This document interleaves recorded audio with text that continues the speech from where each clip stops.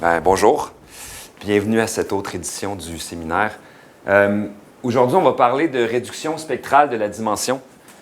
C'est un peu relié à ce qu'on a fait la dernière fois quand on parlait de réseaux de convolution sur des graphes ou sur des espaces non euclidiens, parce que ce mot-là, spectral, qui évoque le spectre, donc les valeurs propres d'un opérateur symétrique ou auto-adjoint, c'est une idée qui va nous suivre aujourd'hui.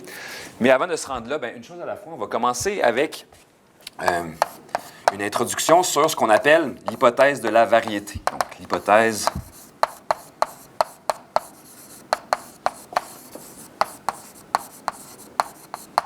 qui sera donc notre première section aujourd'hui. On va se rappeler, encore une fois, notre tout premier exemple à la première rencontre, on avait donc la classification de chiffres. C'était quoi, au fond? On prenait une image, donc, où il y avait un chiffre écrit manuscrit. C'est donc un tableau de pixels. Nous, dans notre cas, c'était 28 pixels par 28. Et on fournissait ça à un réseau de neurones qui devait essayer de classer si c'était un 1, un 2, un 3 ou un 7 ou un 8. Donc, la question qu'on se pose, c'est que, donc, après l'aplatissement, quand on prend cette image-là puis qu'on l'aplatit pour en faire un vecteur d'entrée, donc après aplatissement, une image, on peut voir ça comme un point X dans un espace vectoriel de grande dimension, comme dans R à quelle puissance, donc 28 fois 28. C'est donc un point dans R exposant 784. Et là, on se dit, c'est beaucoup, ça. Ce qu'on faisait, ça veut dire qu'après ça, on pouvait voir notre réseau de neurones comme une couche d'entrée, une certaine quantité de couches profondes et une couche de sortie. Et là, ça veut dire qu'en entrée ici, la largeur de la couche d'entrée, c'était 784. Et à la sortie, c'était 10.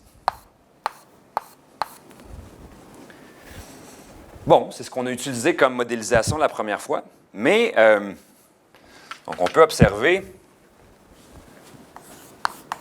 donc observation, si je prends par exemple les images suivantes, si j'écris la lettre A, ou si par exemple, je sais pas, moi je prends un chien, disons un chien très mal dessiné, c'est aussi une image, je peux aussi prendre un barbeau quelconque. Ce sont des images qui vivent aussi dans cet espace-là. Okay? Parce que toutes ces affaires-là, ce sont des tableaux de pixels de taille 28 par 28 qui habitent aussi dans R à la 784, mais qui sont tels que si je les fournissais à mon réseau en entrée, ça serait non pertinent, parce que ce n'est pas ce qu'on cherche à faire.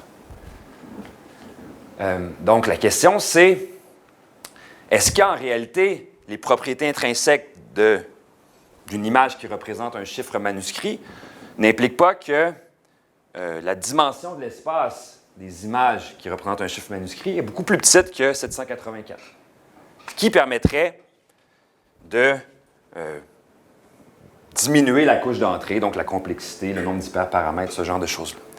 C'est, donc, je vais juste noter ici, aussi des points de R784.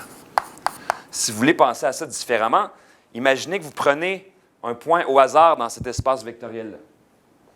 Donc, au fond, vous prenez une image au hasard.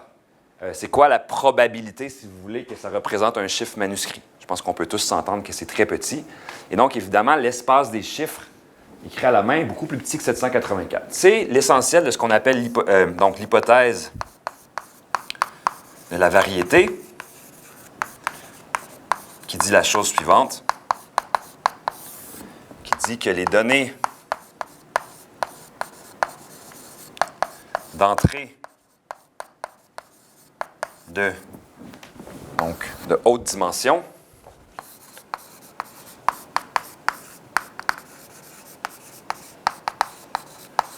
sont disposées sur une variété ou sur un espace, donc sur une variété de plus petite dimension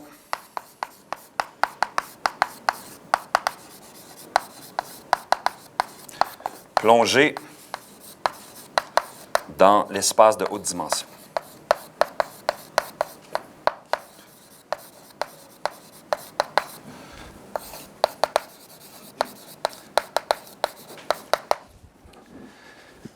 Okay, c'est donc ce qu'on appelle en anglais manifold hypothesis, qui dit que, au fond, on suppose, et c'est très, très raisonnable de le faire, que l'ensemble des images qui représentent un chiffre, ça vit dans un espace qui est de dimension beaucoup plus petite que R à la 728.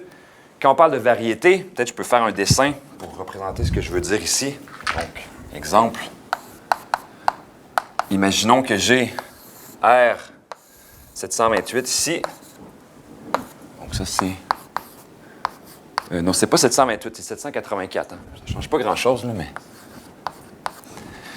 Et, au fond, on pourrait imaginer que tous les points des images qui représentent un chiffre manuscrit, ce sont des points qui se trouvent sur...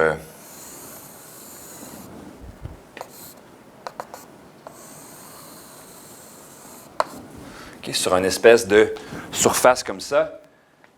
Donc, les points qui nous intéressent, ça pourrait être des points bleus, on pourrait imaginer qu'ils sont tous ici.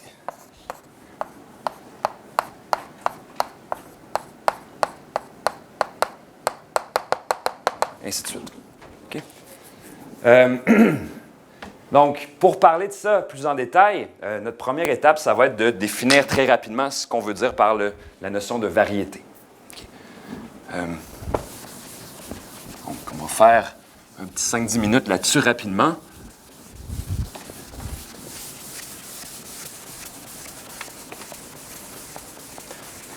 Est-ce qu'il y a des questions jusque-là? Non?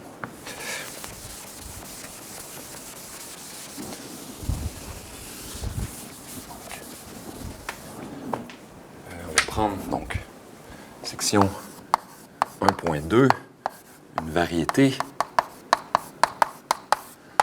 Donc, une définition très peu précise, mais on va quand même se contenter de ça. Une variété qu'on va écrire Mn est un collage, en fait, de dimension n. On peut voir ça comme un collage lisse de morceaux de l'espace euclidien de dimension n. Okay. C'est qu'on prend des morceaux de l'espace euclidien normal. Donc, si vous voulez parler d'une variété de dimension 2, par exemple un tore ou une sphère, on peut voir localement la surface de la sphère. Quand on regarde une carte, bien, c'est des morceaux d'un plan. Okay. Globalement, ça peut devenir plus compliqué, mais localement, chaque morceau de la planète Terre, on peut le voir comme un morceau d'un plan. Donc, ça ressemble à quoi? Si je dessine une surface abstraite, ça veut dire que, donc si c'est Rn ici, si je prends un point quelconque sur ma variété, si je prends le point par exemple x0 ici, ça veut dire qu'il y a un petit voisinage autour de x0 qui est tel que, avec une application ici que je vais appeler phi alpha, donc, il y a une application phi alpha qui part de U alpha, qui est un ouvert dans ma variété, et qui s'en va dans Rn. Qu'est-ce que ça veut dire, ça? Ça veut dire qu'autour de chaque point de ce qu'on appelle une variété, je peux associer à ce point-là, autour de ce point-là, une partie de l'espace euclidien, à travers ce qu'on appelle ici une carte. Et donc, pour former une variété, ça nous prend une collection d'ouverts qui va recouvrir tout l'espace ici, et une collection de cartes qu'on appelle un atlas. Et là, il y a des propriétés pour s'assurer que ça se passe bien. Quand je dis un collage lisse, ça veut dire que quand il y a deux cartes qui se superposent, il faut que ce qu'on appelle les transitions soient lisses. C'est de la mécanique. On va se contenter de ça. Okay? C'est un espace abstrait, mais qui localement ressemble à un bout de Rn. C'est bon? C'est un espace où on peut y faire donc du calcul avec la dérivée directionnelle en un point. Si je prends, par exemple, supposons que x0 était appliqué à l'origine ici, si je prends une courbe qui passe, donc une courbe dans Rn, gamma, qui passe par l'origine, donc ici c'est une fonction qui doit être inversible, quand je la ramène ici, j'ai une courbe qui passe par x0, et si j'ai une fonction qui est définie de ma variété dans les réels, quand je compose avec la courbe, je peux prendre la dérivée usuelle. Ça me donne donc une dérivée directionnelle. Ça me donne une notion de dérivée. Je ne veux pas insister là-dessus. Tout ce que je veux dire, c'est que je peux prendre il existe une notion de dérivée dans une direction. Quand on prend toutes les dérivées directionnelles, ça nous fait un plan tangent. Et on peut commencer à faire du calcul de cette manière-là. Okay. Quand on rajoute, donc quand on équipe, donc on n'a pas encore parlé de distance sur une variété, quand on équipe M d'une métrique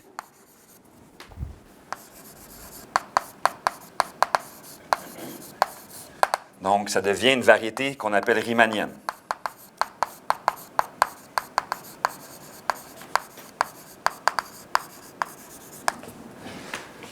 Donc, quand je dis une métrique G, c'est quoi?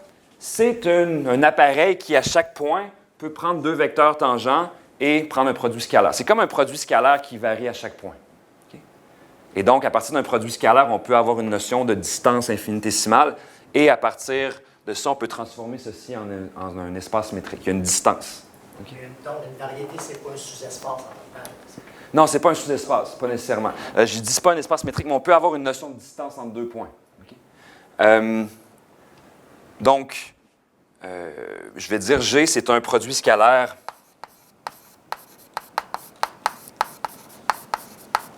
sur l'espace tangent à chaque point. La variété elle-même, elle existe de manière abstraite. On peut la plonger. Donc, on peut prendre une application qui va partir de M et aller dans Rn, mais globalement, qui va plonger notre variété au complet dans un espace euclidien. Donc, on va reparler de ça. Mais disons que ce sont les quelques idées essentielles que je voulais mentionner. Une fois qu'on a une métrique, okay, on peut définir... Pourquoi je vous parle de ça? On peut définir le gradient et la divergence. Et si vous vous rappelez de la dernière rencontre, lorsqu'on parlait de gradient et de divergence, on s'en servait pour définir quel opérateur? Le Laplacien usuel ou le Laplacien sur les graphes. Et donc, nous aussi, sur une variété riemannienne, on va pouvoir, avec la divergence et le gradient, définir l'opérateur qu'on va appeler de Laplace-Beltrami. C'est la prochaine étape ici. On peut alors définir donc la divergence et le gradient et aussi donc, ce qu'on appelle l'opérateur de Laplace-Beltrami. Donc, c'est juste un nom plus raffiné pour l'opérateur laplacien usuel, qui est défini comme d'habitude comme la divergence du gradient. Pour résumer ce que je fais depuis tout à l'heure, une variété, c'est un collage de morceaux de Rn qui est fait correctement, sur lequel on peut faire du calcul ou prendre des dérivées directionnelles.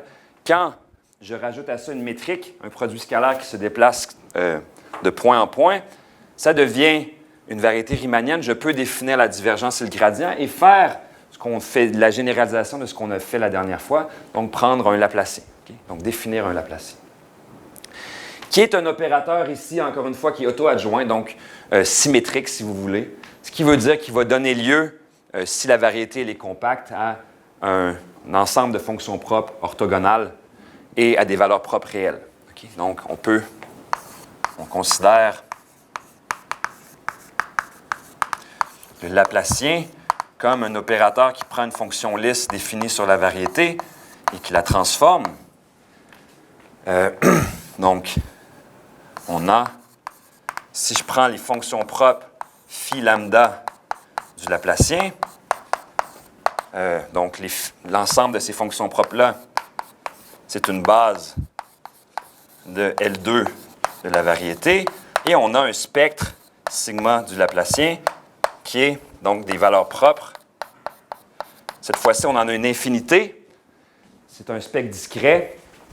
On a une infinité de valeurs propres qui, donc, tendent vers l'infini.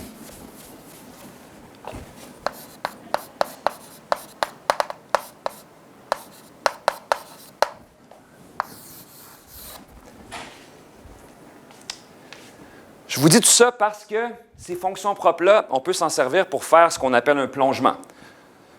Si on se ramène à notre idée initiale, l'hypothèse de la variété, on se dit, on a remarqué que probablement que les données d'entrée habitent sur une variété de dimensions beaucoup plus petite que l'espace ambiant. On a parlé un petit peu de variété pour se rendre à l'étude des fonctions propres et des valeurs propres. Ça, c'est l'équation aux valeurs propres du Laplacien sur la variété.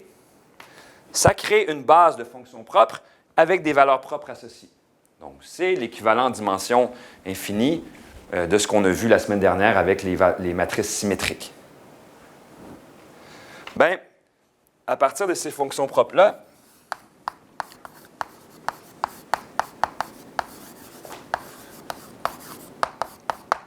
on peut réduire la dimension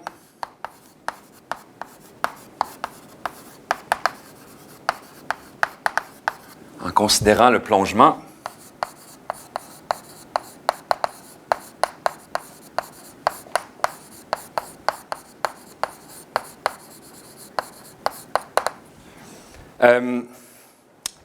donc on va l'appeler pi.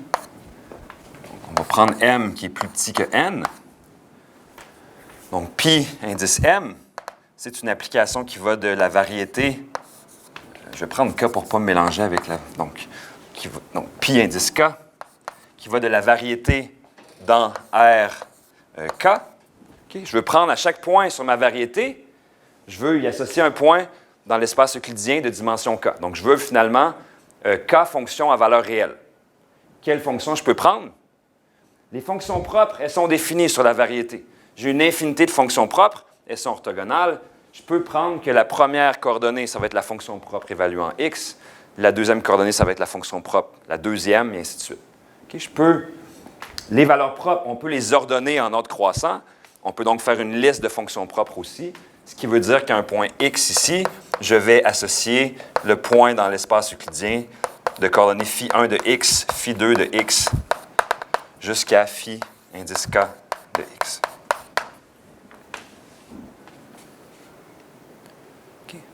C'est une manière de faire qui, jusqu'à maintenant, pourrait convenir qu'elle est acceptable, c'est-à-dire que oui, ça va faire une application qui fonctionne de M dans RK, mais ce n'est pas encore clair pourquoi ce serait justifié de procéder de cette manière-là.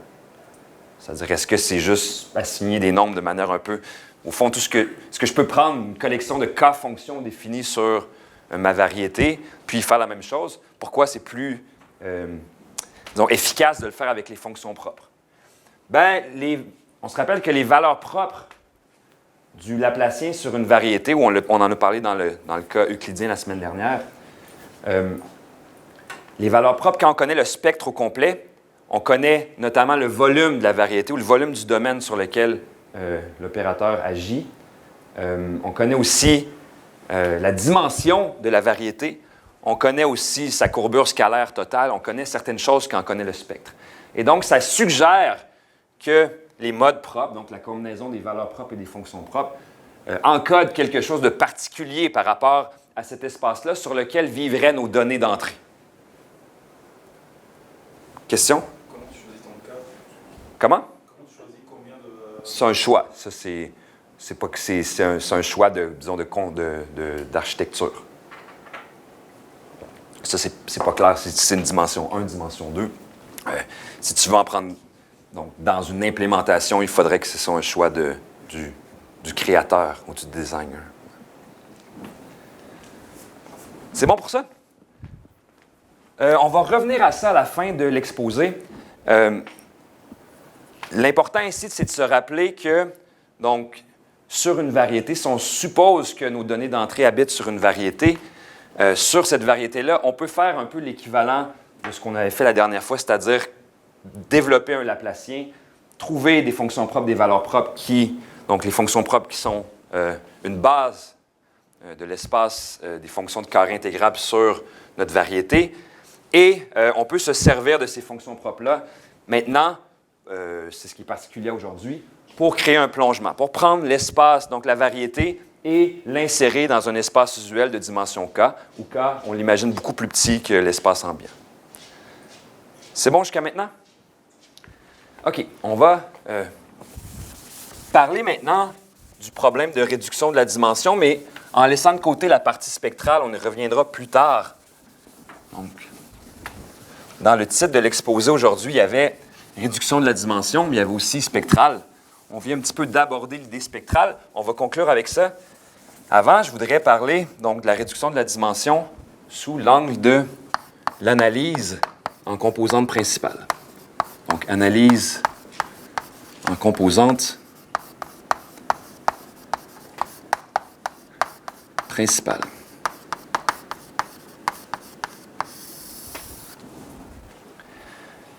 On va commencer par donc dans la section 2.1, on va commencer par la caractérisation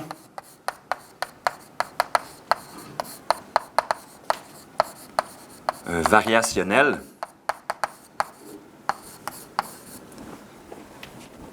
des valeurs propres. Il faudra donc faire un petit rappel d'algèbre linéaire.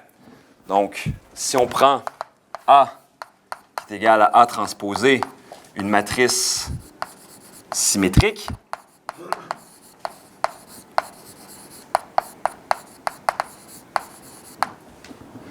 alors, on a vu la semaine dernière le théorème spectral pour les matrices symétriques.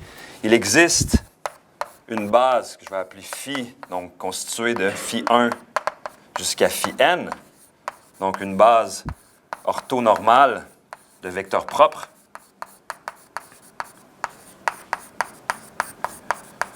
Ça veut dire que si je prends les vecteurs propres qui satisfont A appliqué à phi i égale lambda i phi i, mais quand je prends la collection de ces vecteurs propres-là, ils sont orthogonaux et je peux les rendre de norme 1. Ça va pour ça? Ça veut dire quoi, ça? Ça veut dire que je peux travailler dans la base des vecteurs propres. Ça veut dire que si je prends un vecteur quelconque U dans Rn, bien, je peux écrire U comme une combinaison linéaire des vecteurs de la base. Ça veut dire que U, c'est la somme pour les i allant de 1 jusqu'à n de alpha i phi i. Et l'avantage de travailler dans cette base-là, c'est que maintenant, la matrice, elle agit par multiplication. Quand on change de base pour aller, donc, ça veut dire qu'on a diagonalisé la matrice A. Quand on est rendu dans la base donnée par les vecteurs propres ici, la matrice, elle agit par multiplication dans chacune des directions. Ce qui veut dire que maintenant, A appliqué à U, c'est quoi? C'est la somme pour les i allant de 1 jusqu'à n de lambda i alpha i phi. Où lambda i, c'est la valeur propre associée au vecteur propre i. Si j'applique A ici, c'est linéaire. Donc, au fond, ça devient appliqué A à phi i, mais A phi i, c'est lambda i phi i. C'est bon? Est-ce que je vais trop vite? Non?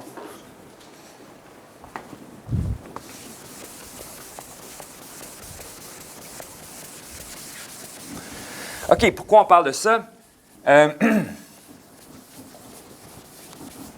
va définir une quantité qui s'appelle le quotient de Rayleigh de la matrice symétrique ici. Donc,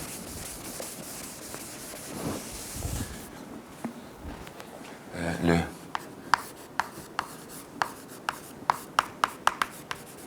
quotient de Rayleigh de A est, donc c'est une application qui va prendre un vecteur U dans l'espace Rn et va lui associer le quotient suivant. Donc, on va prendre le produit scalaire de A appliqué à U avec U et on va diviser ça par donc le produit scalaire de U avec lui-même. Donc, vous pouvez imaginer ici, c'est le produit scalaire euclidien. Donc, vous pouvez imaginer un point si vous voulez, là. Évidemment, il faut que U soit différent de 0 ici, sinon tout explose. Si on écrivait ça différemment, on utilise souvent la notation. Donc, on va prendre U transpose A U divisé par U transpose U. Okay. Quand on lit la littérature en apprentissage machine, c'est souvent comme ça qu'on écrit les choses quand on fait de l'algèbre linéaire. Je suis personnellement un peu moins habitué avec cette notation-là, mais je vais, disons, me mouler aux conventions. OK, donc les deux. Si on choisit U tel que sa norme vaut 1, donc ceci, ça vaut quoi? Quand je prends le produit scalaire d'un vecteur avec lui-même, ça me donne la norme de ce vecteur-là au carré. D'accord? Donc, si je choisis un vecteur dont la norme est 1, un vecteur unitaire, le quotient de Rayleigh devient juste le numérateur. C'est bon? Donc, si on choisit U avec une norme 1, on a la chose suivante. Donc, le quotient de Rayleigh associé à la matrice A. Donc, ça dépend de la matrice A. Je fais remarquer que le quotient de Rayleigh, il dépend d'un choix de matrice A ici. Une fois qu'on fixe ça, on peut développer le quotient de Rayleigh qui prend en entrée un vecteur de l'espace, un vecteur non nul de l'espace qu'on étudie. Ce quotient-là devient quoi? Il devient AU. U, qui est égal à quoi? Bien, AU, on l'a calculé tantôt, c'était la somme pour les i allant de 1 jusqu'à n de lambda i, alpha i, phi i. Et ici, on a la somme sur les j allant de 1 jusqu'à n de alpha j, phi j. Les phi i et phi j, ce sont des vecteurs qui font partie de la base orthonormale. Et donc, quand je prends le produit scalaire, donc ce produit scalaire-là, il est linéaire, donc les sommes vont se développer. Mais quand phi i va être différent de phi j, le produit scalaire entre phi i et phi j va donner 0. Ce qui veut dire qu'on obtient seulement la diagonale. Et c'est quoi ça? C'est la somme pour les i allant de 1 jusqu'à n de lambda i fois alpha i au carré. Les phi disparaissent. Hein? Je rappelle que si je prends le produit scalaire de phi i avec phi j, c'est le delta de Kronecker entre i et j. Ça veut dire quoi? 1 si i égale j, 0 sinon. C'est ça l'idée d'une base orthonormale. Et donc, ceci, on remarque aussi la somme pour les i allant de 1 jusqu'à n de alpha i au carré, c'est la norme de mon vecteur. Ça vaut 1, ça. Donc, on peut voir les alpha i carrés comme des coefficients d'une combinaison convexe des valeurs propres. Ça veut dire que le quotient de Rayleigh, quand je lui fournis en entrée un vecteur unitaire, il va valoir au plus la valeur de la valeur propre la plus élevée et au minimum, la valeur propre la moins élevée.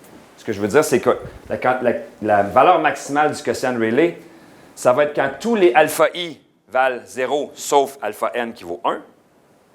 Et minimal, ça va être quand tous les alpha i valent 0 sauf le premier qui vaut 1.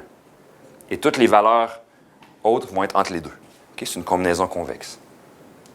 Est-ce que ça va pour cet argument-là? Ce que je veux conclure ici, c'est la chose suivante.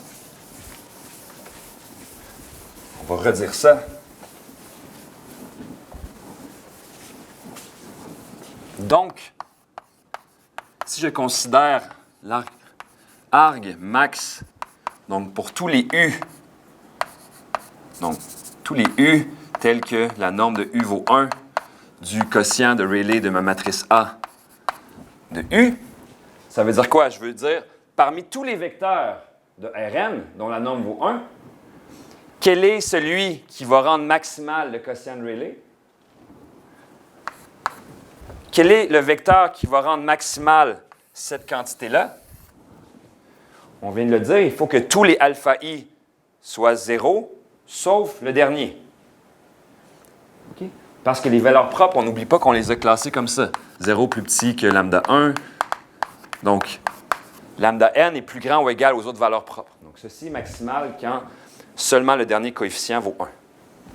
Ce qui veut dire que ceci, c'est précisément phi n, le nème vecteur propre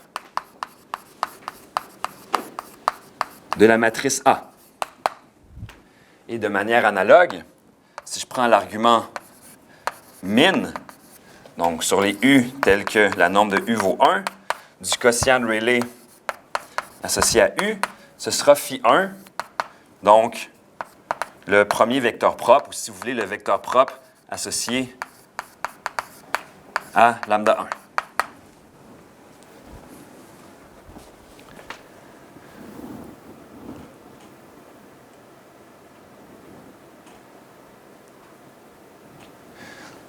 Ça veut dire que, en étudiant le quotient de Rayleigh d'une matrice symétrique, on peut décrire les valeurs propres et les valeurs propres et les vecteurs propres d'une matrice en fonction de ce quotient-là.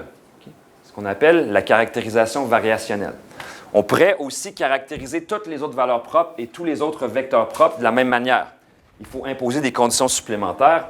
On prendrait le minimum ici pour la deuxième de ceci, du quotient de Rayleigh, en imposant la condition supplémentaire que le vecteur qu'on cherche doit être orthogonal au premier. Ou dans un sous-espace de dimension prescrite. Mais c'est ce que je voulais vous dire. Ça va nous être utile aujourd'hui, cette caractérisation-là. Est-ce que ça vous a convaincu? C'est bon? Ça va? C'est le moment où je vais prendre les questions. J'ai lu récemment qu'il fallait dire « Je vais prendre vos questions » plutôt que « Avez-vous des questions » pour qu'il y ait des questions. Mais clairement, il n'y en a pas. Bon. Donc, c'était ça, la partie importante ici. On peut aller retrouver les vecteurs propres et aussi, si j'enlevais les args ici, j'obtiendrais les valeurs propres. Hein. Si j'enlève arg, le max et le min, c'est lambda n et lambda 1. Donc, c'est ce qu'on appelle la caractérisation variationnelle des valeurs propres et des vecteurs propres. Sachez que si on était dans le contexte du Laplacien sur une variété ou du Laplacien sur un domaine, on peut aussi faire la même chose avec les fonctions propres du Laplacien et les valeurs propres du Laplacien. Puisque le Laplacien joue le rôle d'une matrice symétrique dans un espace de fonctions, si vous voulez. Okay? C'est un opérateur qui est auto-adjoint.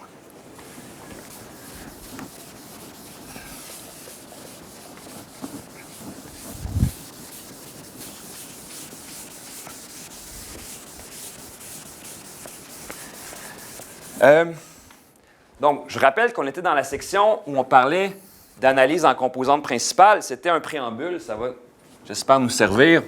Donc, section 2.2, on va parler de cette Principal Component Analysis, donc analyse en composantes principales.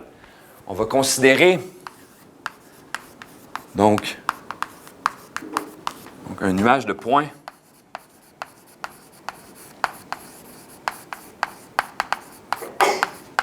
qu'on va appeler peut-être X1. On va prendre K points dans l'espace euclidien de dimension n.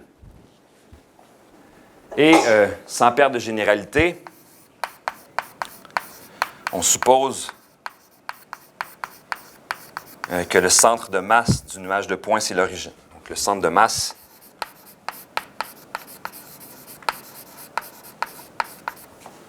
est à 0. Je dis sans perte de généralité.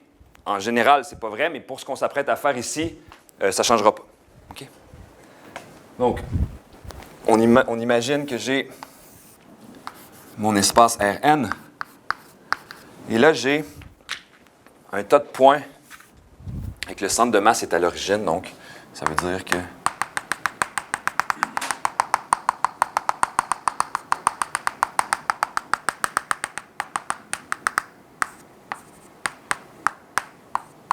C'est pas des beaux points. Okay. Imaginez qu'il y a un tas de points comme ça. Ça veut dire quoi le centre de masse? Ça veut dire que si je prends la moyenne d'une coordonnée de tous ces points-là, donc la première ou la deuxième ou la troisième, ça va toujours donner 0.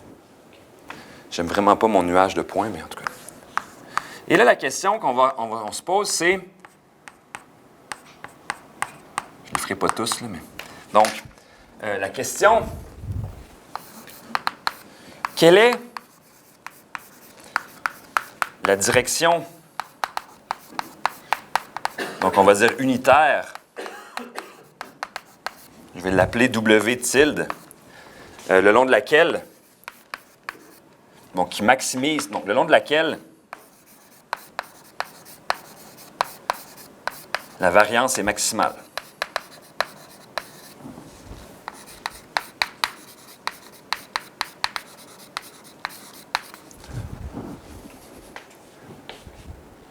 Donc, on voit ici que ça devrait être à peu près dans cette direction-là, qu'il y a le plus d'étalement. On va se demander c'est quoi le W tilde qui est tel que c'est une direction qui va maximiser la variance.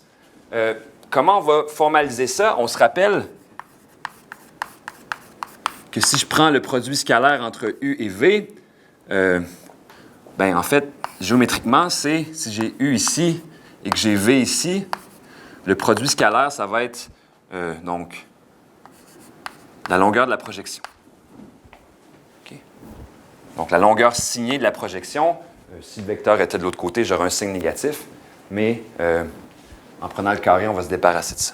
Donc, nous, ce qu'on voudrait, c'est quoi? On voudrait trouver le vecteur qui est tel que si je projette sur ce vecteur-là, je vais obtenir le maximum. Okay. Donc, avec cette formulation-là, on veut donc maximiser la quantité suivante.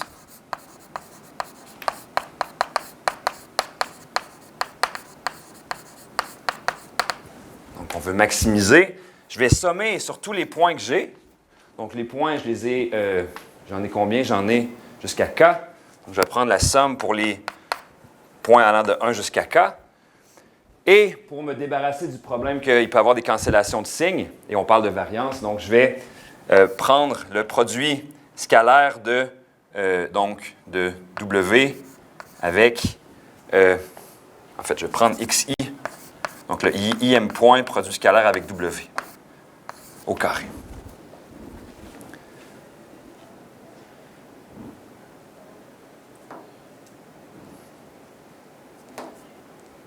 Ça a de l'allure?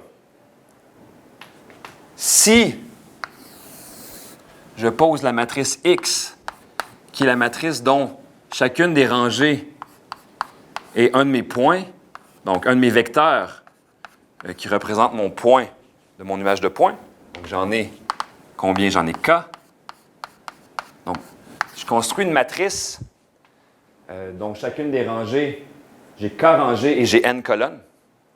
Et chaque rangée, ce sont les coordonnées d'un des points de mon nuage. Si je multiplie X avec W, je vais obtenir un vecteur. Donc, W est un vecteur qui a N composantes. Je vais obtenir un vecteur qui a K composantes.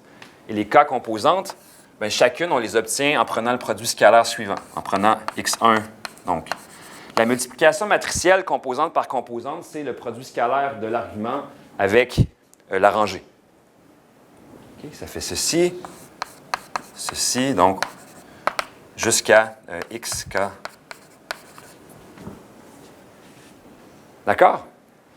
Donc, si je crée une matrice de cette manière-là, je prends chacun des points de mon nuage de points, je prends ça comme un vecteur rangé, puis je les accumule pour faire une matrice. Cette matrice-là, quand elle agit sur W, ses composantes, ce sont ces produits scalaires-là dont on prend le carré ici. Ce qui veut dire que cette somme-là, pour chacune des composantes, c'est la norme au carré de ce vecteur-là. Donc, ceci, c'est quoi? C'est la norme au carré de XW, qu'on peut voir comme le produit scalaire de XW avec lui-même, ou de manière plus, disons, compacte, si on veut, ça va être la transposée du premier argument appliqué à l'autre. Donc, on va avoir donc, W transposé X transposé XW.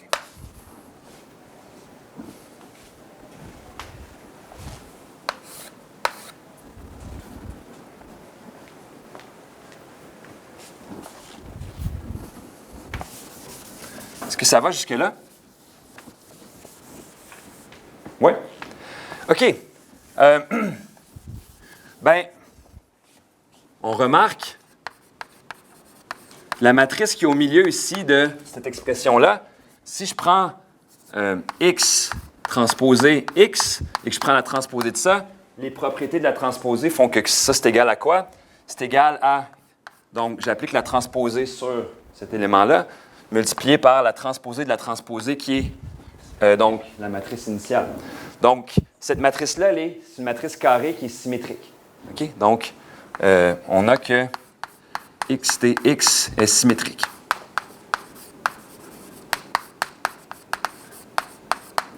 Et donc, cette quantité-là ici, quand on a pris un vecteur unitaire, c'est le quotient de Rayleigh de W. Okay. Donc,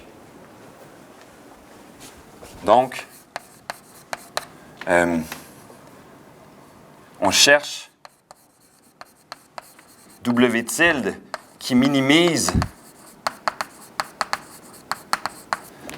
cette expression-là, donc W transposé X transposé X W, qui est égal au quotient de Rayleigh de la matrice symétrique X transposé X de W. Et là, je viens de l'effacer, mais ce qu'on a fait précédemment, comment on fait pour trouver... Donc, c'est quel le vecteur qui minimise le quotient de Rayleigh? On avait vu dans la caractérisation variationnelle des vecteurs propres que ce vecteur qui va minimiser ceci, ce sera le... Donc, en fait, on veut maximiser, excusez-moi, je m'excuse. Parce qu'on veut maximiser cette quantité-là, on cherche la direction de variance maximale, excusez-moi. Donc, qui maximise. Quel est le vecteur qui va maximiser le quotient de Rayleigh? On l'a vu tantôt, c'était le vecteur propre associé à la valeur propre maximale. Et donc,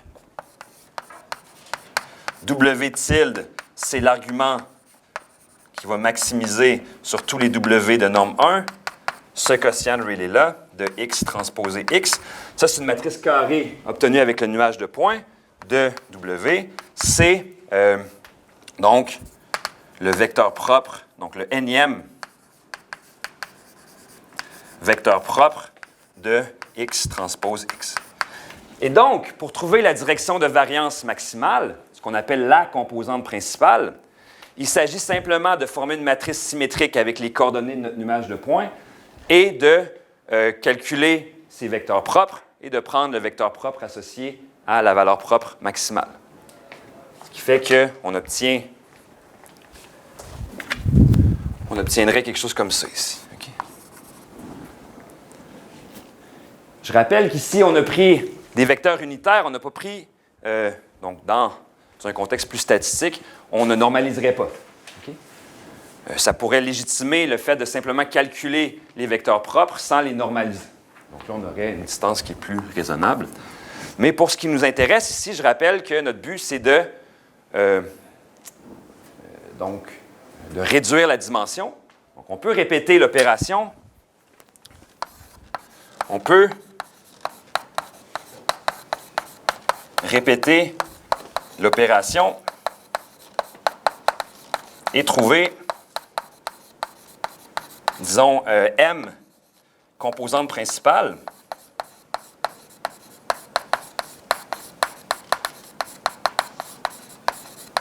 On obtiendrait quoi? On obtiendrait, disons, la première composante principale que je vais appeler W1. C'est ce que je cherchais tantôt. J'aurais W2, ainsi de suite. Et ensuite Wn. Ce sont des vecteurs, ce seront les M premiers vecteurs propres de XTX. Okay. Donc, on pourrait continuer. Ce que je ferais après, je dis, bien, quelle est la direction unitaire? Ou, pas obligé d'être unitaire, mais c'était pour l'exposer ici. qui est orthogonale à celle que j'ai trouvée en premier, qui va maximiser la variance. Et là, j'obtiendrai quelque chose comme ça ici. Okay. Ça revient à quoi? Ça revient à prendre la matrice X transpose X, trouver ses vecteurs propres et en prendre les M premiers. Quand on travaille dans cette base-là, si je veux réduire la dimension, qu'est-ce que j'ai à faire? Bien, si je veux, j'ai juste à dire, si je veux en prendre, disons, M, bien, je vais couper à M. Okay?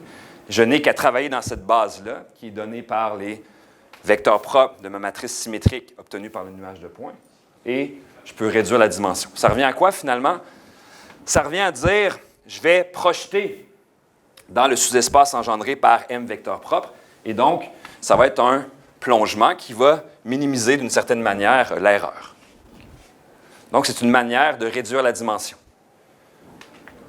Ce que je ferais, si je voulais réduire dans la dimension 1, je prendrais cette composante-là et je projeterais tout sur cette droite lisse. Au fond, l'analyse en composante principale, c'est si je voulais donc prendre une ellipse ou un ellipsoïde de n dimensions qui, disons, fit le nuage de points, les composantes principales, ce sont les axes de l'ellipsoïde. Est-ce que ça va? Pourquoi l'analyse en composantes principales, telle qu'on vient de la présenter, peut servir pour diminuer ou réduire la dimension? Comment on s'est servi de la caractérisation variationnelle des valeurs propres et vecteurs propres pour montrer ça? Est-ce qu'il y a des questions là-dessus? Ça va? Je sais que je ne l'ai pas formulé comme il fallait, mais c'est le moment où je prends les questions. C'est bon? OK, on va effacer ça. On va revenir à la partie plus spectrale.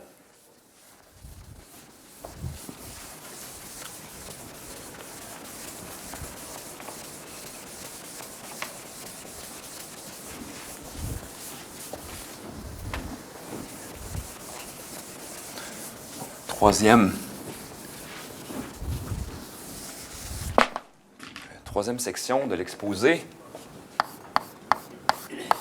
Donc, réduction spectrale.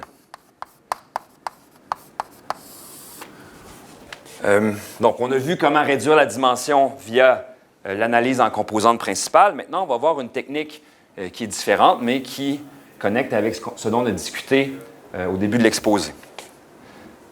Je vais commencer par...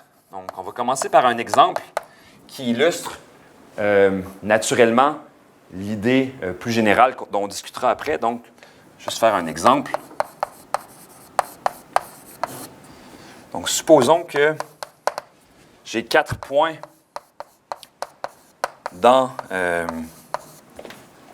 Rn. Je vais les dessiner ici. Je vais prendre... J'ai X1. Bon. Donc, X1, X2, X3, et je vais mettre X4 ici. OK, ça pourrait être une situation qui émerge naturellement dans un contexte où vous avez, par exemple, je ne sais pas, une surface 3D, là, où vous faites une sorte de discrétisation, de l'échantillonnage de points. Vous avez un ensemble de points dans Rn. Et là, on voudrait essayer de réduire la dimension. Ce sont des points, chacun de ces points-là, ça prend n composantes pour le décrire. On voudrait baisser ça. Donc, la première étape, c'est on va essayer de former un graphe avec ces points-là. Donc, OK, là, je vais l'expliquer en mots, on va l'écrire après l'algorithme général. Je vais former un graphe. Donc, naturellement, les sommets de mon graphe, ça va être un sommet pour chaque point. Ça va pour ça. Donc, je vais avoir ici 1. Ensuite, je vais avoir 2 ici. Je vais avoir 3 ici. Et je vais avoir 4 ici. Donc, un graphe, j'ai mes sommets, ça va. Il faudrait que j'ai des arêtes, idéalement. Ce qu'on va faire dans l'exemple, on pourra trouver d'autres stratégies plus tard, je vais connecter... Je trouve que ça un peu trop proche. Je vais connecter les... je n'ai pas changé grand-chose en faisant ça. Je vais connecter les un plus proche voisin. Donc, je vais connecter seulement pour chacun des sommets, je vais le connecter avec son voisin le plus proche. Donc, 1 est connecté avec 2. Donc, 2 est connecté avec 1. Le plus proche de 2, c'est 1. Le plus proche de 3, c'est quoi? C'est 1.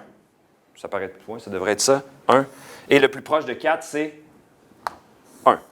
Ce sont des points dans l'espace euclidien. Il y a une notion de distance entre ces points-là qui existe.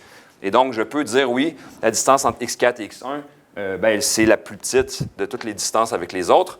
Et donc, maintenant, j'ai des arêtes. On va supposer que ce n'est pas un graphe qui est pondéré ici. Sur chaque arête, il y a un poids de 1. Okay?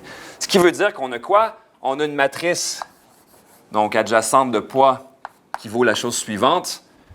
Sur la diagonale, c'est 0, comme le chantait Julie Masse à l'époque. J'ai 1, 1, 1 ici, et j'ai des zéros partout comme ça.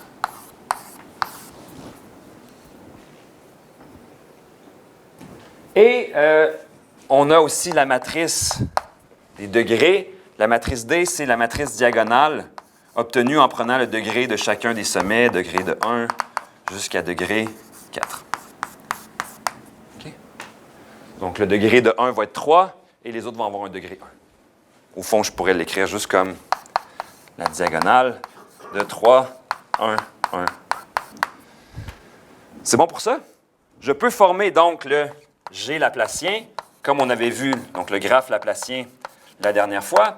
Le graphe laplacien, c'était quoi? C'était la matrice qu'on obtenait en prenant la soustraction de la matrice degré avec la matrice adjacente des poids. Il y avait une manière d'écrire ça en coordonnées. En coordonnées, c'était la somme sur les sommets de FI moins FJ fois WIJ. Mais pour ce qu'on a besoin ici, ceci est suffisant. Vous vous rappelez de ça? Pourquoi on fait ça? Qu'est-ce qu'on sait sur cette matrice-là, la matrice du Laplacien? Elle est symétrique. Quand on parle de matrice symétrique, on sait qu'il existe une base de vecteurs propres et de valeurs propres associées. Donc, on calcule les valeurs propres et vecteurs propres du Laplacien. On obtient, donc, il va y avoir 4 valeurs propres. Je ne me souviens plus. La première, c'est sûr que c'est 0. Je ne ferai plus de blague de Julie Masse. OK, c'est ça, donc. En fait, j'ai quelque chose que je voudrais... On voudrait calculer les valeurs propres et vecteurs propres du Laplacien normalisé. Fait que je vais rajouter ça pour garder un certain contrôle. Donc, ce problème-là, c'est... Je vais prendre le Laplacien d'un vecteur phi. Je veux que ça soit égal à lambda fois la matrice du degré fois phi. OK? Ou autrement dit, si je prends l'inverse de D, ça fait D inverse Laplacien phi est égal à lambda phi. On fait ça pour garder un contrôle sur le spectre. Le spectre est borné assurément entre 0 et 2 quand on fait ça. Ça veut dire que quand on fait ça, la plus petite valeur propre va être 0 et la plus grande valeur propre va être 2. Donc, on calcule. On obtient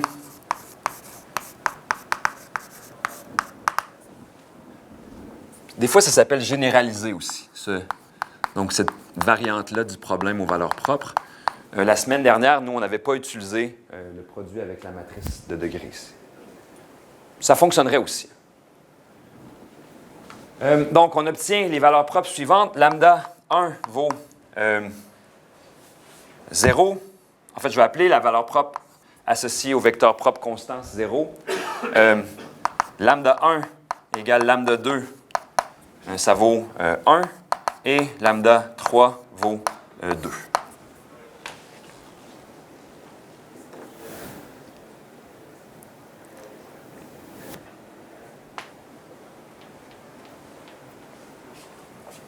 Donc, remarque, lambda 0 égale 0, elle est associée au vecteur propre constant. C'est un vecteur propre qui est un multiple de, donc c'est C fois 1, 1, 1, 1.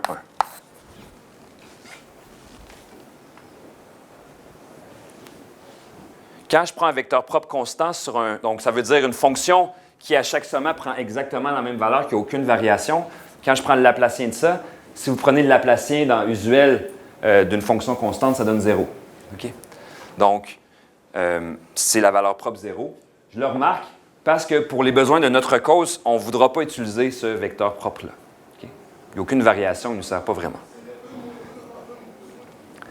Qu'est-ce qu'on a fait? Je récapitule avant de compléter. On a 4 points qui vivent dans Rn. J'ai construit un graphe en définissant une notion de distance. Je les ai reliés, donc j'ai des sommets, j'ai des arêtes. Je peux construire ma matrice du Laplacien.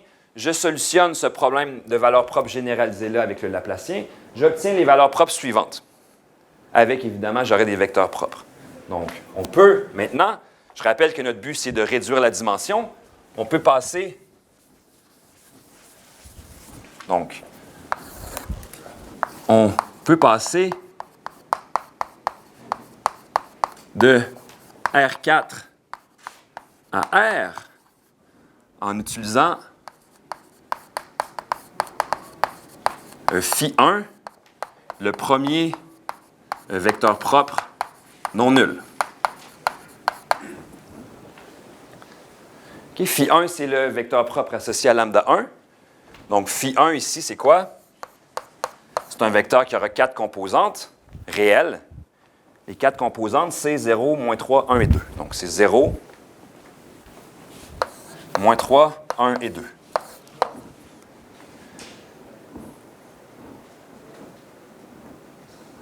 Comment est-ce qu'on utilise ça pour réduire la dimension? Je vais tracer l'axe réel ici. OK. J'ai 0 ici.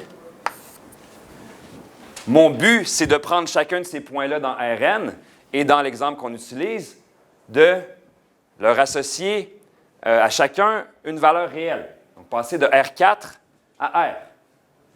Le premier vecteur propre non nul a 4 composantes. Donc, la première composante, c'est 0. Je vais appliquer x1 sur 0. OK, donc, on pourrait dire que ceci, c'est y1, si vous voulez. La deuxième composante de mon vecteur propre non nul, c'est moins 3. Donc, x2, je vais l'appliquer sur le nombre réel moins 3. x3, c'est quoi? C'est la troisième composante du vecteur propre, c'est 1. Et x4, c'est 2. Donc, ici, on a y3, y4 et y2. On voit que c'est un plongement. C'est-à-dire que je suis passé de R4 à R. Pour chacun de mes sommets du graphe, j'ai une valeur réelle, donc un point dans R. Si je voulais plonger dans R2, avec cet exemple-là, j'aurais pris le deuxième vecteur propre phi2 et j'aurais dit, bien, la deuxième coordonnée, ça va être les composantes de ce vecteur-là. On voit aussi que ça a l'air assez raisonnable dans un certain sens, puisque les points qui étaient proches dans notre distance euclidienne, ils sont restés à peu près proches dans leur représentation sur R, ce qui est une propriété désirable, sinon ça n'a pas de sens. Okay? On voudrait préserver une certaine localité autant que possible. Ce n'est pas du tout rigoureux ce que je viens de dire. À la toute fin, on verra pourquoi il y a une certaine forme d'optimalité dans ce choix de plongement-là. Pourquoi j'ai exclu le vecteur propre constant? Bien, j'aurais pris chacun des points et je les aurais assignés à un seul point. Donc, j'aurais une surjection constante. Ce n'est pas un plongement qui est très intéressant. Donc, c'est pour ça qu'on exclut le vecteur propre constant. Tu fronces beaucoup les sourcils. On dirait qu'il y a quelque chose qui est pas clair. En fait, tu m'as perdu dans tes notions de je veux maximiser ou minimiser. J'ai plus vraiment de... Ici, tout ce que je voulais faire, c'est réduire la dimension. J'avais un groupe de 4 points qui habitaient dans Rn et en utilisant... Donc, ce que j'ai fait, c'est que à partir de mes 4 points, imagine c'est dans Rn, là, ici. J'ai construit le graphe de cette manière-là. J'ai pris un sommet par point, les arêtes avec une fonction de distance, donc je connecte le plus proche voisin et c'est tout, je mets le poids 1. Et ensuite, j'ai ce qu'il me faut pour étudier ce problème-là. Ça me donne, cette matrice-là, elle est symétrique, ça me donne une base ortho normale encore et ça me donne aussi une suite de 4 valeurs propres, OK? Parce que j'ai 4 points. Et pourquoi tu n'as pas utilisé ta dernière, la plus grande à ce moment-là? Comment? Pourquoi tu n'utilisais pas ta dernière? C'est le vecteur propre que je prends. Associé à la... Oui, on va voir pourquoi. C'est une question qui est raisonnable, mais on veut minimiser. Donc, idéalement, ce qu'on va vouloir faire, c'est dire, si ces deux-là sont proches, donc si je prends 2 points qui étaient proches à la base, je voudrais qu'ils soient proches aussi dans leur propre. Donc, je voudrais minimiser ça. En tout cas, je voudrais que, s'ils sont proches ici, ils restent proches ici. Quand on formalise ça, on va se rendre compte que, là, je mets un peu le punch, que c'est ça qu'il faut prendre, pas l'autre. OK? Parce que je veux minimiser, pas maximiser. OK? Mais ça va être la fin. On va en parler dans comme 15 minutes. C'est bon? Est-ce qu'il y a d'autres questions? Tu me crois-tu que ça va marcher à la fin? Bon. Au pire, il y a un rack abécique juste en bas. OK. Cet exemple-là, si vous avez compris ce qu'on a fait, l'algorithme général ne fait que généraliser ce qu'on vient de faire. Donc, je vais l'écrire. C'est la section suivante, 3.2.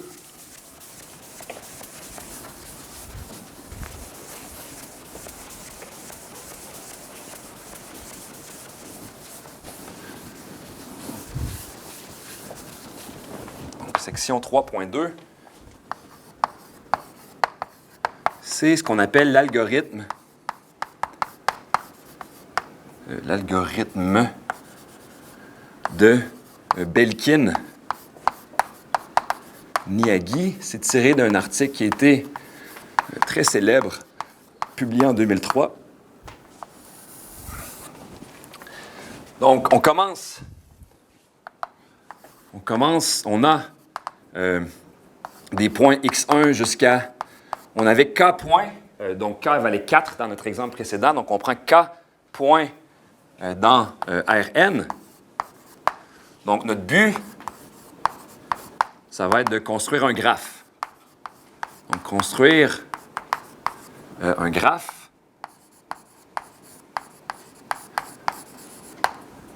avec ces points-là. Donc évidemment, on va avoir V, donc nos sommets, la cardinalité de V. Je vais avoir combien de sommets dans mon graphe? Autant de sommets que j'ai de points.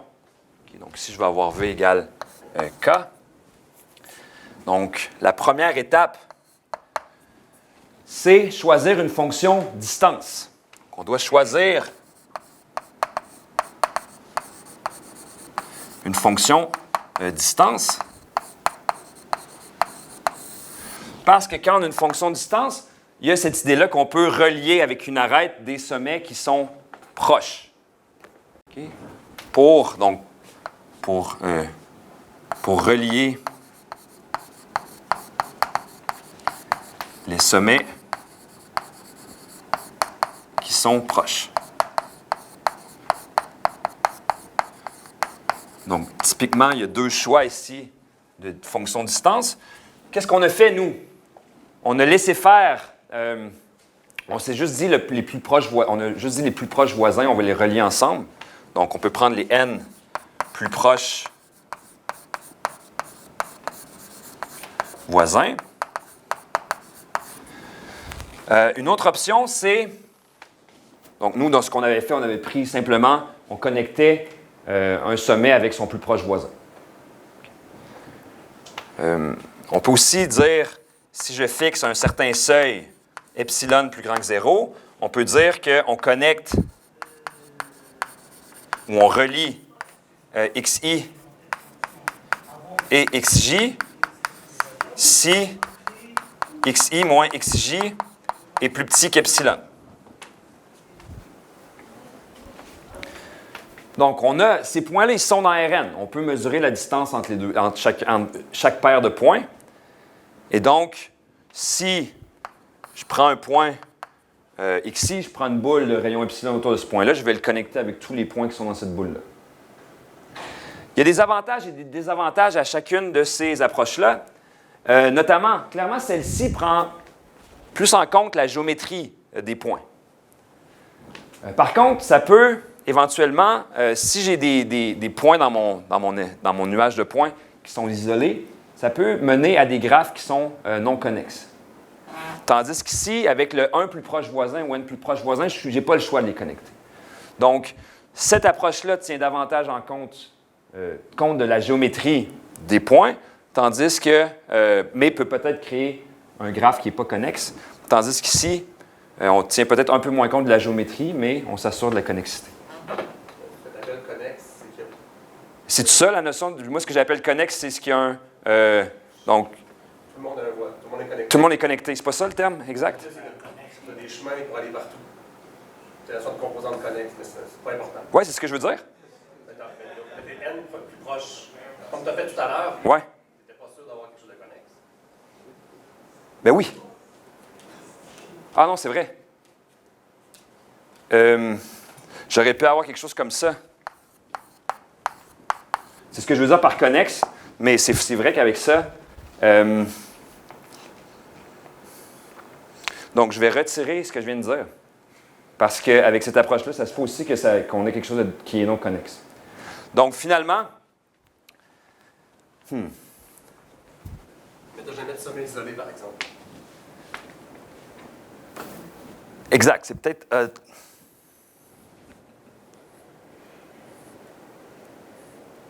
Je ne peux pas avoir de sommet isolé, ça c'est sûr, mais je peux avoir des espèces de clusters. Oui, comme ça.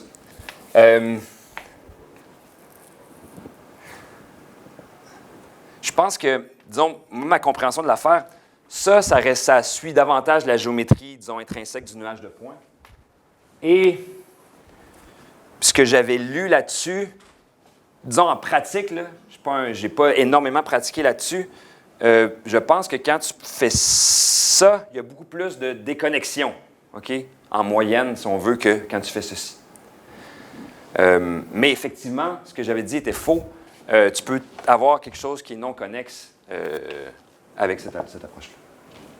Mais juste pour clarifier la définition de connexe. Non, on s'entend sur la définition de connexe. Tu peux te promener d'un bout à l'autre. Okay. Est-ce qu'il y a d'autres questions là-dessus? Donc, c'est la première étape. On choisit une fonction de distance pour ensuite connecter les sommets entre eux. Okay? Donc, remplir nos arêtes.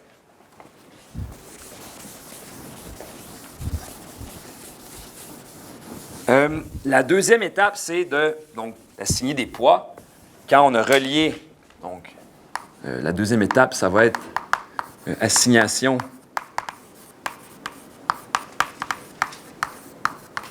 des poids. On peut simplement juste dire que s'il y a une arête entre deux sommets, le poids, ça va être 1. C'est ce qu'on avait fait dans notre exemple. Hein? On avait une matrice adjacente de poids qui était des 1 ou des 0. Ou sinon, on peut prendre, ce qui est typique, c'est prendre le noyau de la chaleur. Donc, noyau de la chaleur, c'est une distribution gaussienne. Donc, on va avoir les poids suivants. Donc, WIJ, ça va être l'exponentielle de moins la distance entre XI et XJ au carré divisé par T pour un choix de T plus grand que 0.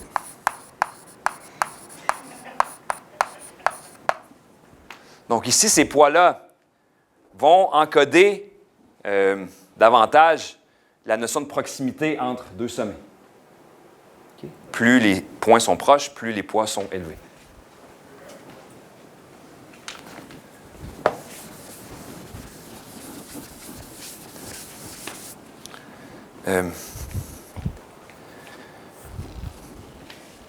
Pourquoi ça s'appelle noyau de la chaleur? Rapidement.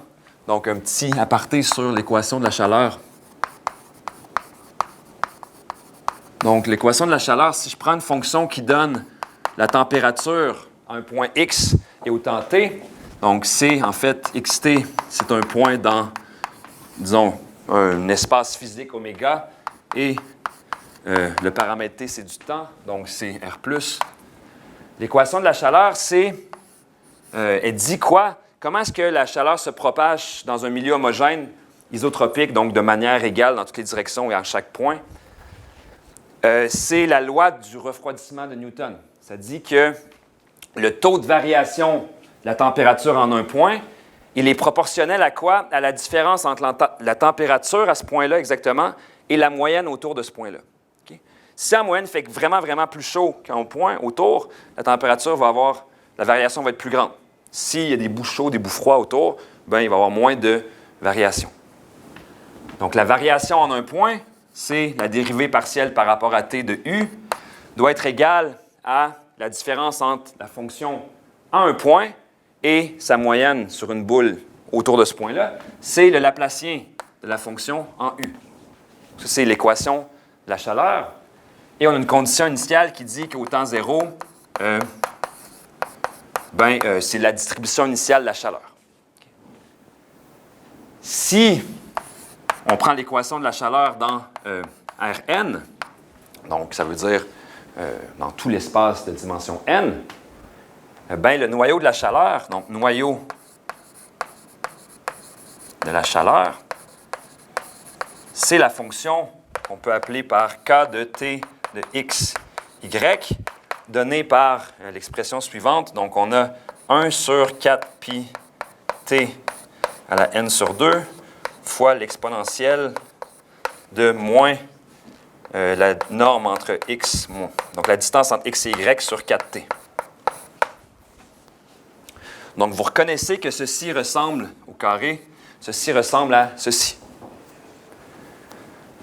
Pourquoi c'est important, ça? Bien, ça, c'est la solution. Donc, solution de l'équation de la chaleur si la distribution initiale, c'est un delta de Dirac.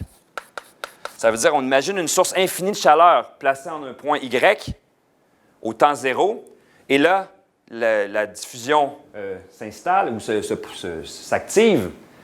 Et donc, la solution de ce problème-là, c'est le noyau de la chaleur. Et donc, le noyau de la chaleur, il représente quoi? Il représente, dans une certaine mesure, la quantité de chaleur qui passe de x à y en un temps t. Okay. Donc, représente la quantité de chaleur qui donc voyage de y à x en un temps t. Plus ils sont proches, x et y, plus il y a de la chaleur qui risque de passer de x à y.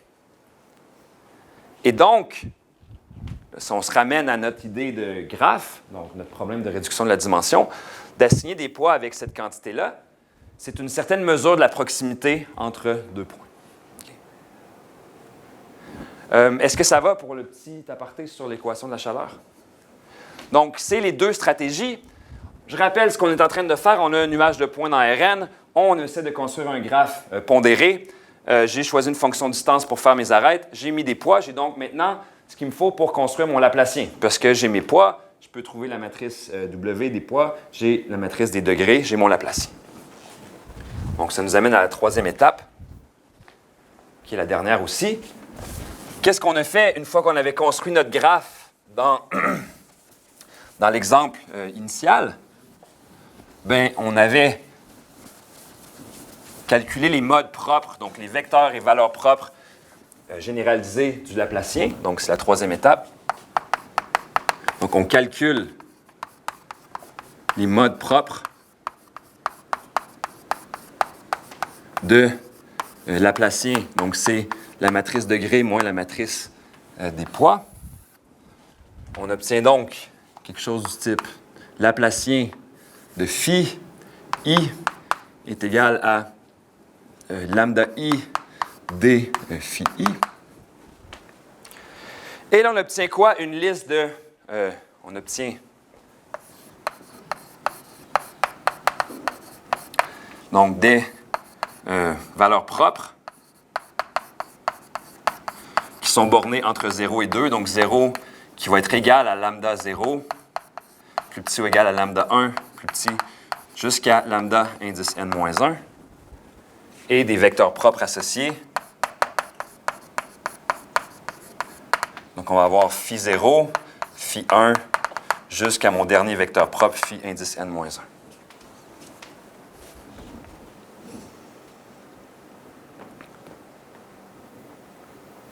Ça va pour ça? Notre but est de faire une réduction de la dimension. Nos points initiaux, ils étaient dans Rn. Je voudrais les plonger dans un espace de dimension inférieure. Ce qu'on avait fait dans l'exemple initial, on avait pris, je veux aller dans R. D'abord, on exclut phi0 parce que c'est le vecteur qui est constant.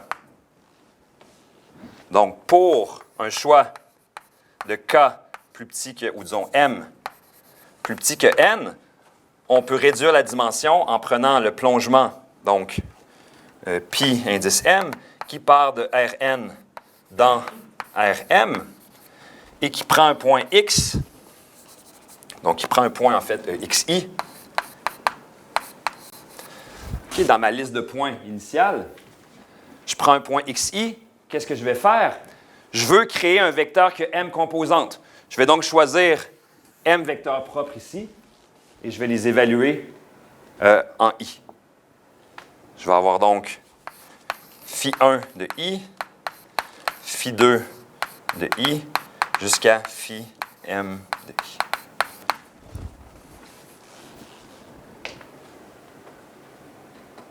C'est la généralisation de ce qu'on a fait dans l'exemple. Si c'était clair ce qui s'était passé dans l'exemple, ceci fait simplement généraliser. Pour créer mes composantes, je prends mes vecteurs propres. Si j'en veux m, je prends m vecteurs propres, je l'évalue au point. C'est exactement aussi la même idée de ce qu'on a vu au tout début de l'exposé sur les variétés. On faisait des plongements dans Rm en prenant m fonction propre du Laplacien sur ma variété. Est-ce que c'est bon pour ça? Il reste une question fondamentale et on va terminer là-dessus. C'est pourquoi c'est intéressant de faire ça? Je veux dire, ça marche clairement, mais est-ce qu'il y a, au-delà de notre intuition, que donc, les valeurs propres et les fonctions propres du Laplacien sont reliées à la géométrie de l'espace sous-jacent, est-ce qu'on peut en dire davantage sur une potentielle optimalité de ce plongement-là? Donc, on va compléter avec ça. Section 3.3, donc optimalité. Donc, pour simplifier, on fixe m égale 1.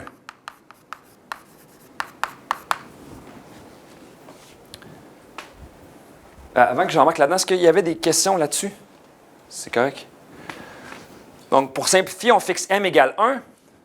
Je rappelle ce qu'on avait fait tout à l'heure. On avait 1, je pense qu'il y avait 2 ici, peut-être 3 là.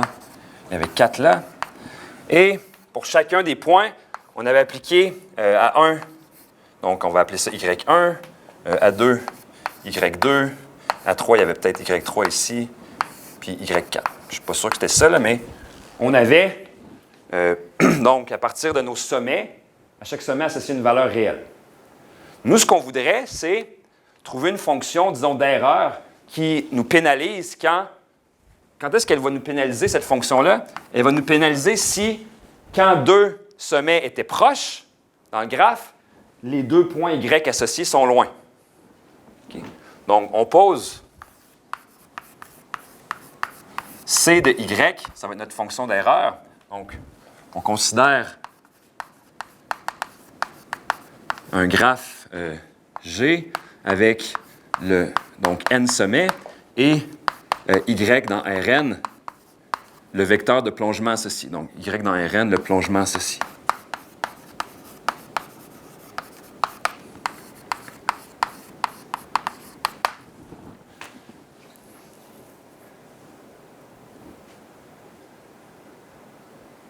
Donc, je répète, j'ai mon graphe initial. À chacun des sommets, j'associe une valeur réelle.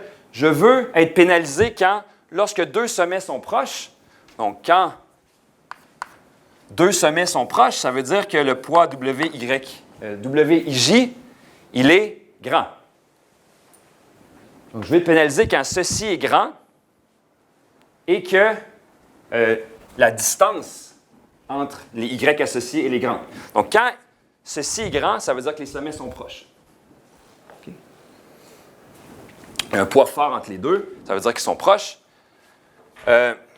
Donc, je voudrais être pénalisé si WY IJ est grand et que la distance, donc la différence entre YI et YJ au carré, elle est grande. Ça veut dire que deux sommets qui étaient proches ont été appliqués sur des points qui étaient loin. Et là, je vais faire la moyenne pour toutes les paires, mais pas la moyenne, mais je vais sommer pour toutes les paires de sommets IJ.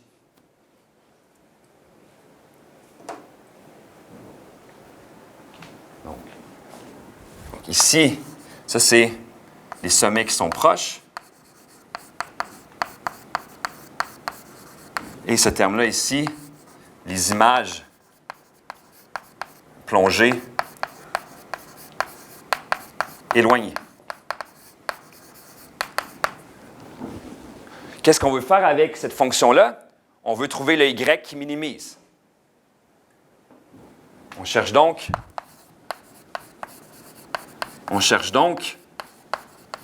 arg min, donc le minimum pour les Y de norme 1, Y dans Rn, puis Y non constant,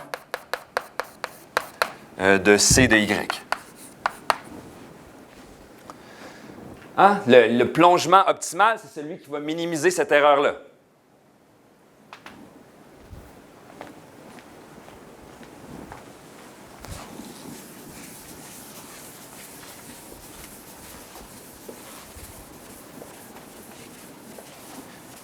Est-ce que ça vous convient comme mesure de l'optimalité d'un plongement?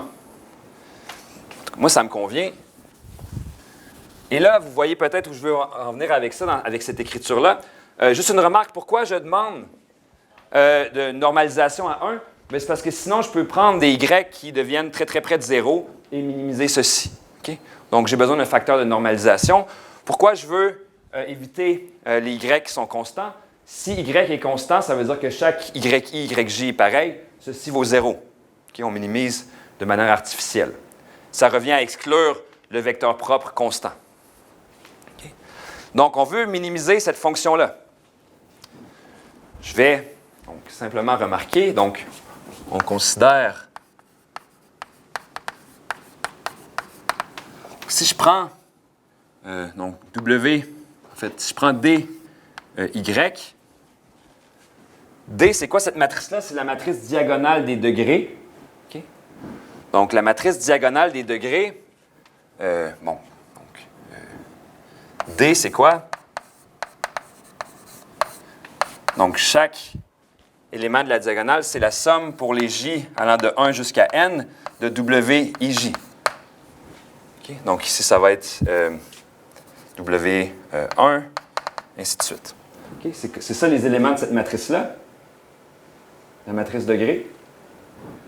Donc, quand je multiplie D, donc quand j'applique D au vecteur Y, qu'est-ce que je vais avoir? Bien, je vais avoir, donc, je vais appliquer, donc, c'est la diagonale, donc ça va simplement agir par multiplication. Je vais avoir comme première composante la somme sur les J allant de 1 jusqu'à N de Y1, W1J, et ainsi de suite. Okay? Je l'écris un peu explicitement pour qu'on suive l'évolution de l'expression, de sorte que si je prends Y transposé DY, je vais prendre le produit scalaire de Y avec les composantes de DY. Je vais avoir Y1 fois Y1 fois W1J. Sommé.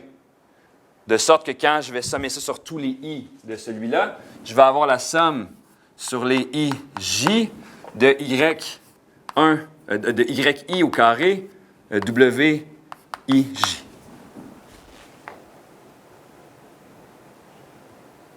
Okay. C'est un peu juste de la manipulation de multiplication matricielle de produits scalaires. Et ceci, je vais l'écrire de la manière suivante. C'est égal à 1/2 somme sur les I et les J de YI au carré WIJ. Mais la matrice des poids, elle est symétrique.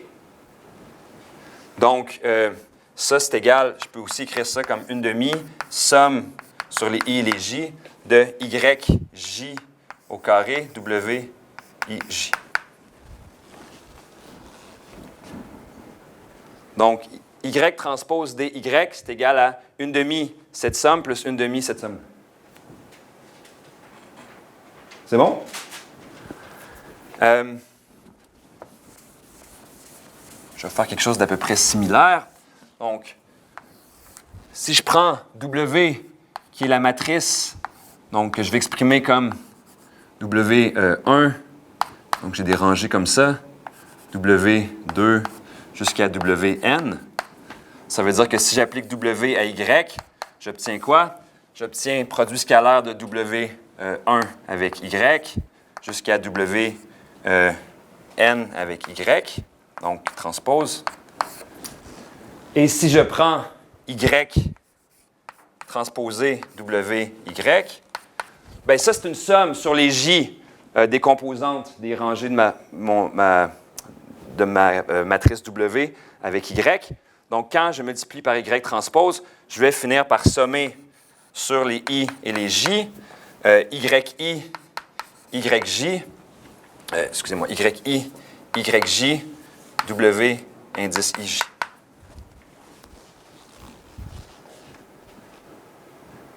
Est-ce que je suis allé trop vite pour ça? C'est un peu... c'est juste écrire en détail ce qu'on obtient, là. Donc, quand je prends l'application de la matrice des poids à mon vecteur de sortie Y, j'obtiens un vecteur de dimension n. Chaque composante, c'est une somme sur les J de YJ fois WIJ. Quand je prends un produit scalaire avec Y transposé, donc avec les indices I, j'obtiens une somme, double somme sur les I et les J de YI, YJ, WIJ. Okay. Et ça, cette somme-là, je peux l'écrire comme... Donc, j'ai ça, mais je vais faire apparaître un 1/2 devant et je vais mettre un 2 ici. C'est bon? Pourquoi? Parce que je vais prendre ma fonction de coût ici. Le YI moins le YJ au carré. Quand je développe le carré, j'obtiens quoi? J'obtiens somme sur les I et les J de YI au carré plus YJ au carré moins 2YI YJ qui multiplie WIJ. Donc, ces deux-là, à part le 1/2 qu'on peut mettre, si je mettais 1/2 ici, ces deux-là, c'est ceci. Et le dernier, moins 2YI YJ, bien, 2YI YJ fois WIJ, c'est ceci. Et donc, C de Y, c'est rien d'autre que Y transposé fois, donc, D moins W. Le D, c'est ces deux carrés-là. Le W, c'est ça. Donc, la matrice de degré, la matrice de poids. Y. D moins W, c'est le Laplacien. Et donc, ça, c'est le quotient de Rayleigh du Laplacien appliqué à Y.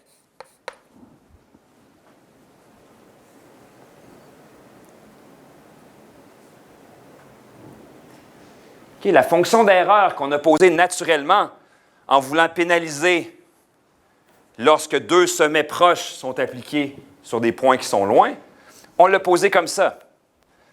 Mais en développant les expressions, on se rend compte que cette fonction d'erreur-là, en écrivant tranquillement toutes ces choses-là, on se rend compte que ce n'est rien d'autre que le quotient de Rayleigh du Laplacien pour un vecteur Y.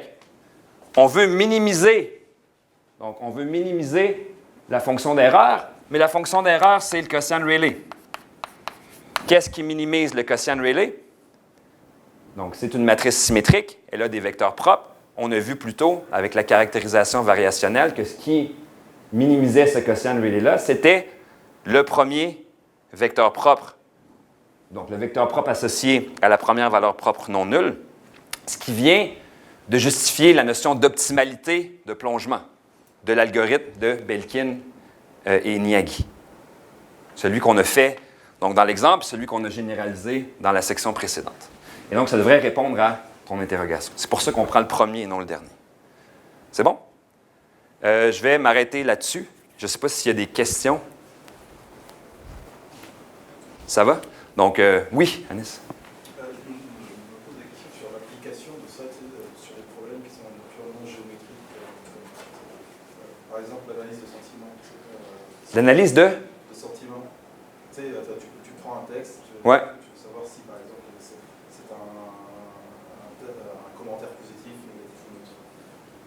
Donc ça, c'est quelque chose qu'on fait, je veux dire, en intelligence artificielle. Puis la manière dont on fait ça, c'est qu'on prend le commentaire d'un texte qu'on va coder par rapport à un dictionnaire. Donc, on code les mots, les numéros, donc un peu comme pour une image, on prend les pixels, lesquels sont... sauf que la distance entre un sentiment négatif et un sentiment positif n'est pas forcément... Ça se peut. Moi, je vois ça dans un... Donc, pour moi, ça a beaucoup de sens dans un contexte où la structure de données avec laquelle on travaille, donc on parlait la semaine dernière d'espace non euclidien, qui venait, par exemple, tu as une surface qui a été scannée ou l'inspection non destructive, tu crées une discrétisation, donc un certain maillage de ça, tu as des points, tu peux donc mesurer la distance entre ces points-là et là, créer quelque chose où ceci a du sens. Par exemple, dans l'exemple que tu me proposes... On peut avoir une fonction de distance, c'est pas le problème, mais sauf que la fonction de distance ne sera pas forcément représentative du sentiment. Par exemple. Non, mais c'est ça. Là, après ça, moi, je ne connais pas le domaine en particulier dans lequel tu as évolué, sauf que, d'abord, très difficile d'évaluer la distance entre les sentiments, en général, dans la vie, je dirais. Mais oui, je présume qu'il y a peut-être moyen de donner un certain sens, peut-être de manière empirique. Là, tu roules des exemples, puis tu crées une métrique. Écoute, il faudrait que je réfléchisse. Mais disons, de manière générique, c'est simplement, ça peut être complètement indépendant de l'apprentissage machine ou quoi que ce soit. C'est une manière de passer de Rn à Rm où M est plus petit que N. Tu as, pour des questions de contraintes de complexité ou d'espace ou de quoi que ce soit, tu veux réduire la dimension. Voici une manière de le faire qui a, disons, un caractère optimal d'un point de vue de localité géométrique.